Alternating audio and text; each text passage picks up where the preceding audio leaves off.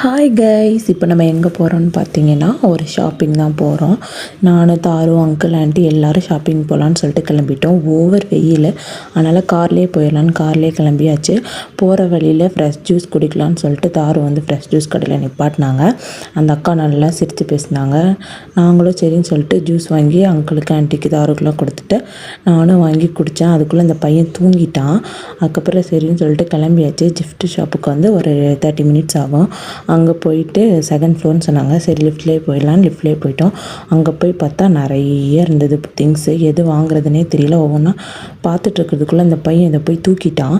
எங்கே உடச்சிருவானோன்னு எனக்கு பயம். அதனால் சரி அப்படின்னு சொல்லிட்டு என்னை கீழே விட்டுறலாம் அவங்க டேடிகிட்டே கொண்டு போயின்னு சொல்லிட்டு அவங்க கொண்டு போய் நானும் விட்டுட்டு நான் மட்டும் மேலே வந்துட்டேன். அதுக்குள்ளே அங்குளும் ஆண்டியும் வாங்கிட்டாங்க. அதை எங்கிட்டையும் காட்டினாங்க. ரொம்ப நல்லா இருந்துச்சு. நானும் நல்லா இருக்குது அப்படின்னு சொல்லிட்டு நாங்கள் பேக் பண்ணி வாங்கிட்டு கீழே வந்துட்டோம். பார்த்தவன் சமத்தா அவங்க அப்பா கூட உட்காந்துருந்தான்.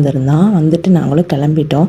போகிற வழியில் சாப்பிட்லான்னு சொன்னாங்க. ஆனால் வெயிலுக்கு வேணான்னு சொல்லிட்டு இன்னொரு ஜூஸை குடிச்சிட்டோம். நல்லா இருந்துச்சு. நீங்களும் இந்த வெயிலுக்கு நிறைய ஜூஸ் குடிங்க.